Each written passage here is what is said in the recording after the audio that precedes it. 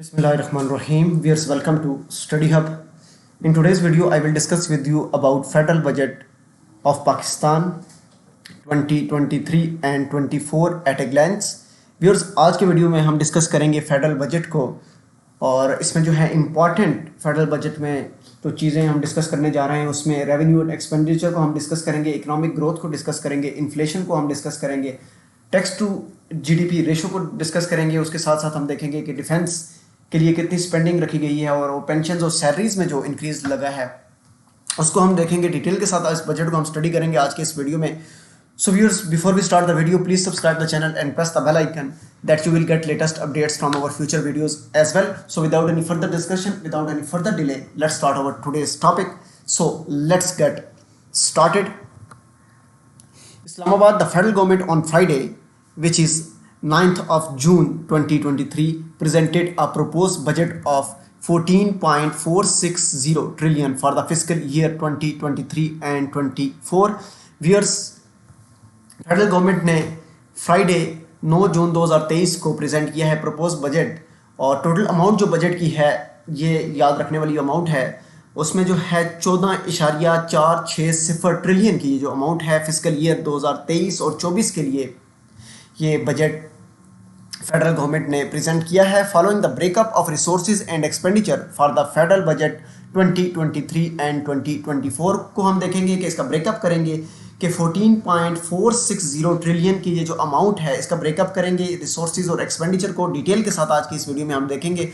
और इसके साथ साथ जितनी भी एलोकेशंस हुई हैं फेडरल गवर्नमेंट ने की हैं, including the salaries and pension increase, उसको भी हम डिस्कस करेंगे आज की इस वीडियो में। सो वन बाय वन चीज़ों को डिस्कस कर लेते हैं। सबसे पहले हम देख लेते हैं कि टोटल रिसोर्सेज जो हैं वो कितने हैं। व्यूअर्स, 14,460 बिलियन रुपीज़ का ये बजट है। 14,460 अरब रुपए का बजट है। इसमें सबसे पहले हम रिसोर्सेज को देखेंगे जो कि हमारे पास 14,460 अरब रुपए के रिसोर्सेज हैं federal board of revenue federal के। सो रिसोर्सेज को हमने कैसे कलेक्ट करना है, क्विकली हम इसको देखते हैं। सबसे पहले हमारे पास आता है कंसोलिडेटेड फंड 9,200 बिलियन का, 9,200 बिलियन 9,200 अरब रुपए का हमारे पास आता है व्यूअर्स कंसोलिडेटेड फंड। और उसके साथ साथ हमारे पास जो नेक्स्ट चीज़ आती है which is non tax revenue, उसकी अमाउंट जो है 2,963 बिलियन है। व्यूअर, जितने भी अमाउंट्स हम डिस्कस करेंगे इस वीडियो में याद रखिएगा कि वो बिलियंस होंगे, उनको आपने बिलियंस में कंसीडर करना है। यानी कि अगर उर्दू में मैं आपसे बात करूं तो कोई भी अमाउंट मैं आपसे डिस्कस करूंगा, लेट्स सपोज मैं नॉन टैक्स रेवेन्यू के अमाउंट को आपके साथ डिस्कस करने जा रहा हूं तो 2,963 अरब की मैं बात करूंगा।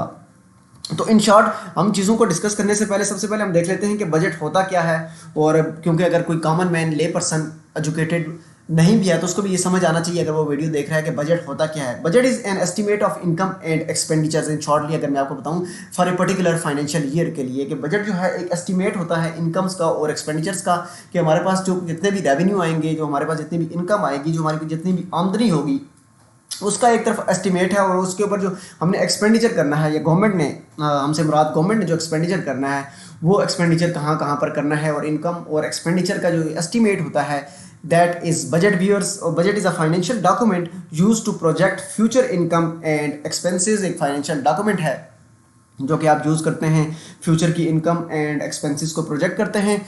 सो होप्स हो के बजट से रिलेटेड आपको इसकी डेफिनेशन समझ आ चुकी होगी।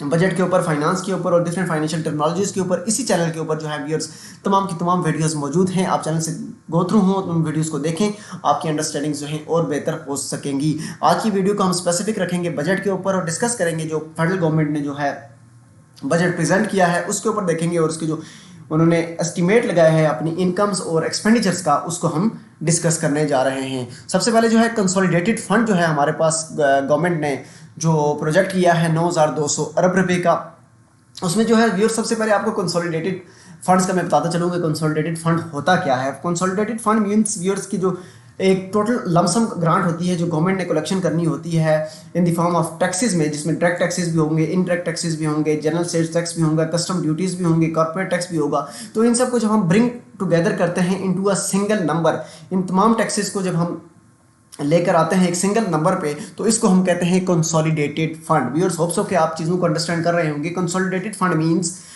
Bring together into a single number. For example we have lot of direct taxes, income taxes, and the indirect taxes like general sales tax, custom duties, corporate taxes और इन सबको जब हम कलेक्शन करके लाते हैं तो हमारे पास आता है एक कंसोलिडेटेड फंड जो कि गवर्नमेंट ने रखा है। हमने इसमें 9,200 अरब रुपया गवर्नमेंट ने कहा है कि हमारा जो प्रोजेक्ट है कि हम इसको कलेक्ट करेंगे। उसके साथ साथ नॉन टैक्स रेवेन्यूज़ में गवर्नमेंट ने रखा है 2,963 अरब रुपया, 2,963 बिलियन रुपीज़ व्यूअर्स, जो गवर्नमेंट ने नॉन टैक्स रेवेन्यू में रखा है। नॉन टैक्स रेवेन्यू को मैं आपके साथ डिस्कस करता चलूँ कि नॉन टैक्स रेवेन्यू होता क्या है।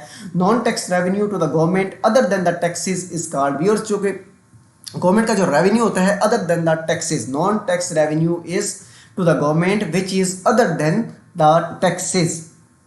जो गवर्नमेंट की कलेक्शंस होती है other than the taxes, taxes से हटकर जो गवर्नमेंट अपने आप को जो रेवेन्यू रिसीव कर रही होती है, उसमें हम एग्जांपल्स को अगर देख लें व्यूअर्स तो हमारे पास जो उसकी एग्जांपल्स आती हैं, इंटरेस्ट आता है इनकम के ऊपर, उसके साथ डिविडेंड्स आते हैं, डिविडेंड्स के अलावा फीस आती हैं, फाइन्स आती हैं, एक्सेट्रा। जो जितने भी पेमेंट गवर्नमेंट को कलेक्शन करती है रेवेन्यू की सूरत में, इसको हम कहते हैं नॉन टैक्स रेवेन्यू। क्योंकि जो फाइन्स की सूरत में, फीस की सूरत में, अगर आपका कोई ट्रैफिक चालान वगैरह हो रहा है और डिविडेंड हो रहा है, या कोई इनकम है और इसके ऊपर जो आप इंटरेस्ट दे रहे हैं, तो ये तमाम के तमाम जो हैं व्यूअर्स नॉन टैक्स और रेवेन्यू में ये सारी की सारी चीज़ें आती हैं।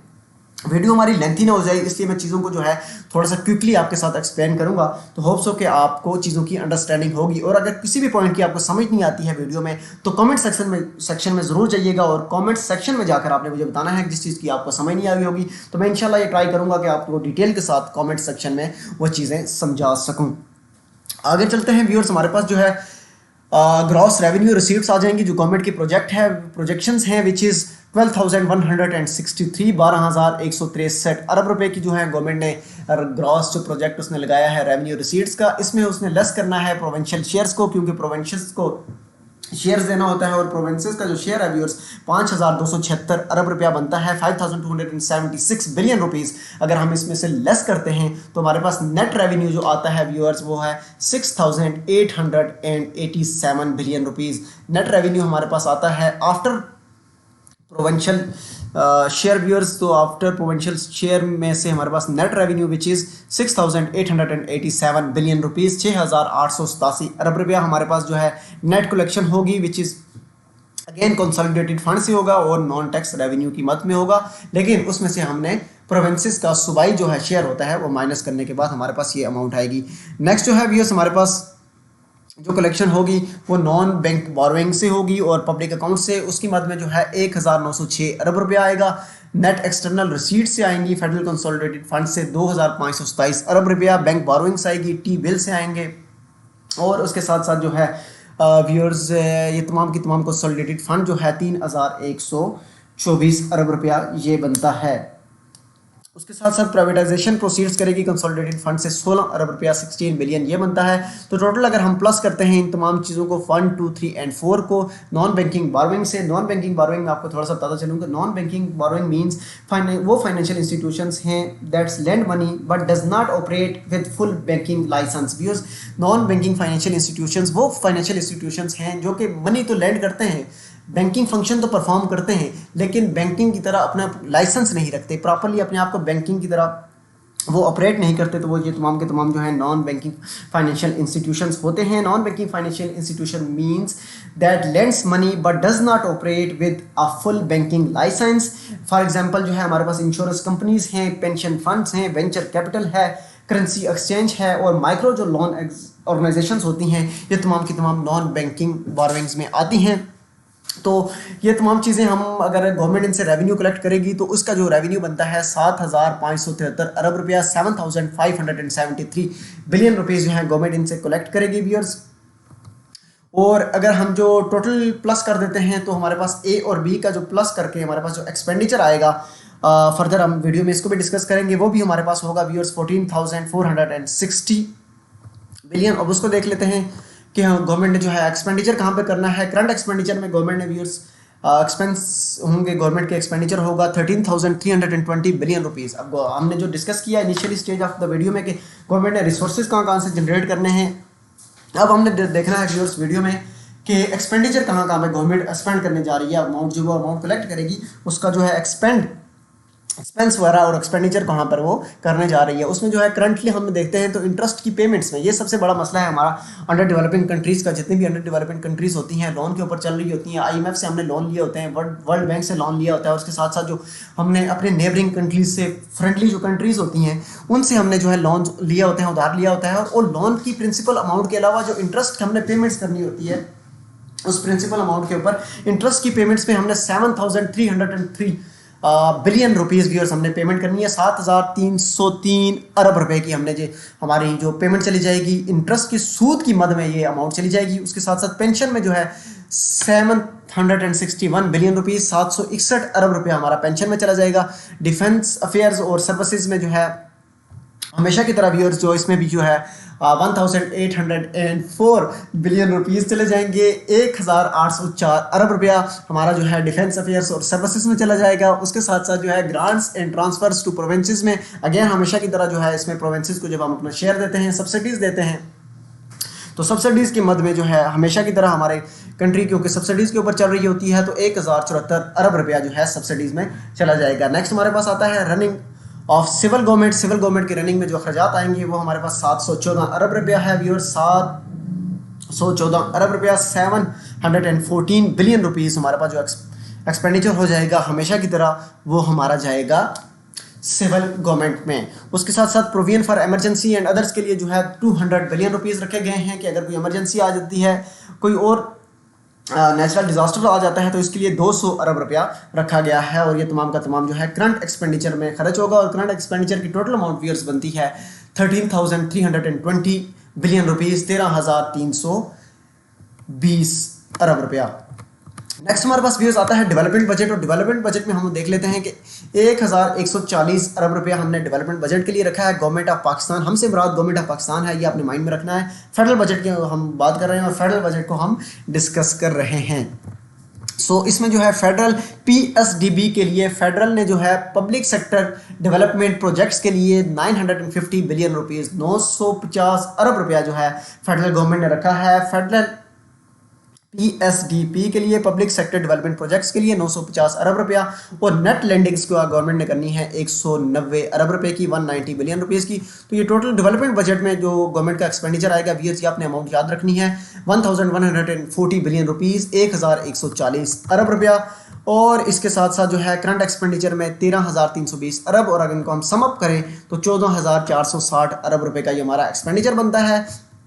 एक दफ़ा फिर मैं आपको रिवाइज करवाता चलूँ। यहाँ पे कुछ चीज़ें हैं कि जो हमने रेवेन्यू रिसीट्स की थी, रेवेन्यू रिसीट्स भी हमारी जो बनी थी 14,460 अरब रुपए की बनी थी, जिसमें हमने डिस्कस किया था नॉन टैक्स रेवेन्यू को, कंसोलिडेटेड फंड को, उसमें से प्रोविंशियल शेयर को माइनस किया था। नेट रिसीट्स जो हमारे पास आई थी 6,887 बिलियन की। और नेक्स्ट जो है हमारे पास कुछ नॉन बैंकिंग से, प्राइवेटाइजेशन से, एक्सटर्नल रिसीट से, रेमिटेंसेस की मद में 7,573 बिलियन 7,573 अरब रुपया, ये भी इकट्ठा होना है तो ये भी हमारे पास जो है 14,460 अरब ही बनता है व्यूअर्स। तो यहाँ पर जो है हमारे रिसोर्सेज व्यूअर्स जो है रेवेन्यू और एक्सपेंडिचर जो है इक्वल है। नेक्स्ट हम देख लेते हैं second phase of the video में कि जो हमने डिस्कस करना है इकोनॉमिक ग्रोथ को, उसका क्या टारगेट रखा गया है। इकोनॉमिक ग्रोथ टारगेट रखा गया fixed at 3.5 for fiscal year 2023 and 24 के लिए। इकोनॉमिक ग्रोथ का जो टारगेट रखा गया है व्यूअर्स कि हमारी जीडीपी ग्रो करेगी 2023 और 2024 में 3.5% का ये टारगेट है। इन्फ्लेशन जो फोरकास्टेड है टू एवरेज एट 21% पे, इन्फ्लेशन जो है 21% पे है। नेक्स्ट जो है tax to GDP ratio to stand at 8.7%। उसके साथ साथ जो है current account deficit to stand at 6 billion by end of fiscal year 2023 and 2024। Next views हमारे पास आता है government has allocated rupees 1.8 trillion for defence spending. Next rupees 1.1 trillion earmark for subsidies. उसके साथ साथ जो है 761 बिलियन एलोकेटेड फॉर पेंशन। और इसमें जो है व्यूअर्स गवर्नमेंट ने 761 अरब रुपया एलोकेट किया है इस बजट में पेंशन के लिए। Government will spend 950 billion on account of public sector development programme, इसको हम डिस्कस कर चुके हैं। 22.7 billion mark for health sector के लिए रखा गया है 22.7 अरब रुपया। एग्रीकल्चर क्रेडिट लिमिट इनहेंस कर दी गई है viewers from 1800 billion to 2250 billion.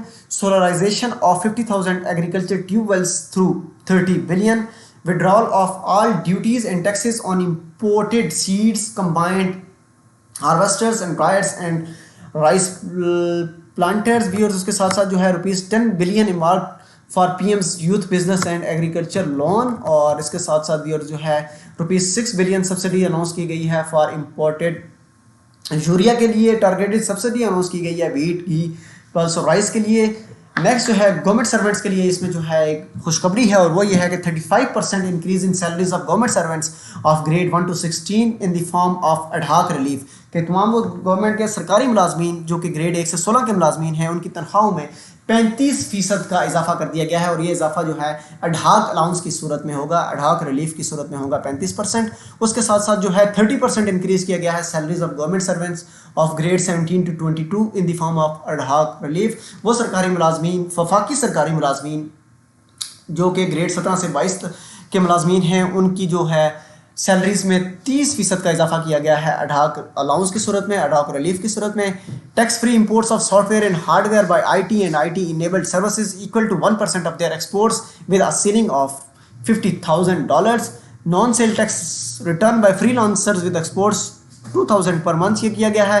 Increase in Benazir Income Support Programme allocation for 400 billion to 450 billion. Benazir Income Support Programme का जो है एलोकेशन है उसमें जो 50 अरब रुपए का इजाफा किया गया है, 400 अरब से 450 अरब पे इसको लेके चले गए हैं गवर्नमेंट ऑफ पाकिस्तान। उसके बाद जो है अपवर्ड रिवीजन इन पेंशन को जो इंक्रीज़ किया गया है 17.5% में, 17.5% जो पेंशन इंक्रीज़ की गई हैं, और मिनिमम जो पेंशन रखी गई है increase in minimum pension which is to 12,000 12,000 जो मिनिमम पेंशन रखी गई है। ₹10 billion set aside for provisions of 100,000 laptops for students, 1 lakh जो वियर्स लैपटॉप स्टूडेंट्स के लिए, उसके लिए 10 बिलियन रखा गया है। 10 अरब रुपया ये लैपटॉप की स्कीम के लिए रखा गया है। जो हमारे होनहार तलबा होंगे उनमें जो है ये लैपटॉप स्कीम की मद में 10 अरब रुपया रखा गया है।